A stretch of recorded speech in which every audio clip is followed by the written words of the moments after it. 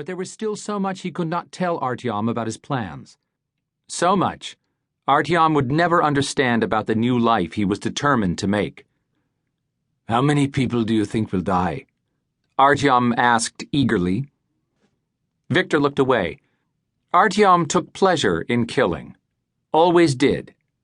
Yes, Victor thought, he had to break from his past, this old way of getting things done. It would be essential for the grandsons he meant to have. They must come into the world untainted, a dynasty of men with a completely respectable fortune, like Rockefellers or Rothschilds, Habsburgs or Windsors. All of his money had to be clean, not just the half that was legitimate today. "You think maybe thousands will die?" Artyom asked, again too eagerly. "No, Artyomchik," Victor sighed. "Maybe hundreds, maybe just a handful." He was hoping for the handful. "Only a death or two are necessary. Once the first few people die, the company will have to recall every pill bottle everywhere, tens of thousands. More. People will be afraid to buy. The government will prosecute and slap new regulations on them. There will be lawsuits. This Percival and Baxter company will lose billions overnight. The stock will plummet." "And you," Artyom smiled, "will buy it up at a lovely price." Victor nodded. Artyom winked. "With a minority interest for your partner, as always." Victor nodded again. No reason to talk now about ending their partnership. It would happen soon enough. "Yes, Artyomchik. As always." That was the plan, but only the beginning of it. Much more had to follow. Victor checked his watch. It was 11:10 in London, so now 6:10 outside Philadelphia, where the factory was. The day shift workers would have gone home almost 2 hours ago. 2 hours. So why hadn't he heard confirmation? What could be the delay? He held his breath. Finally, the phone chirped. Victor sat up straight. Now it begins, he thought. Calmly, he folded his arms across his chest. His cool returned. The phone chirped again. He did not reach for it. He looked across at Artyom and raised his chin slightly. Artyom grabbed the phone. "Sergei," he said eagerly.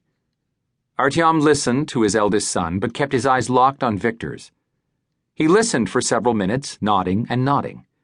Finally, he snorted a little laugh, whispered a fatherly goodbye, and put the phone back in its cradle.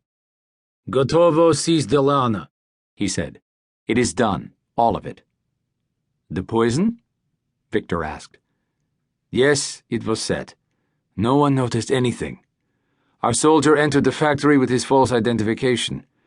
The computers authorized him coming and going. All worked perfectly. No one saw the tube sewn into his sleeve. No one saw him pour his white powder into the white powder that makes the famous little pills with the yellow coating." Artyom laughed. "Enough sodium cyanide in that batch of Acordinol to kill a herd of oxen." He laughed again. "And the soldier?" Victor asked. "It was that young Ukrainian who spoke English like an American? What about him?" Artyom smiled. "Erased." Victor felt a pang. He was a loyal soldier. How did he die? He was happy, counting his money. He never knew. Victor grunted approval. A good death. What more can a man ask for? "I promise you, Viktor Viktorovich, my sons assure me that every phase of this has been accomplished impeccably. They are my boys, after all." He added tenderly, "Moi synochki, my dear darling little boys." There he goes again, Victor thought, flaunting his sons, rubbing them in my face. 4 sons, all with him, while Victor had only one child, his Tanya, the only child he would ever father. Tanya was key to his plan, yet stubbornly resisting his matchmaking efforts with the English lord. He had to bring her around. He knew he would, even if he did not yet know how. Sooner or later, everyone did submit to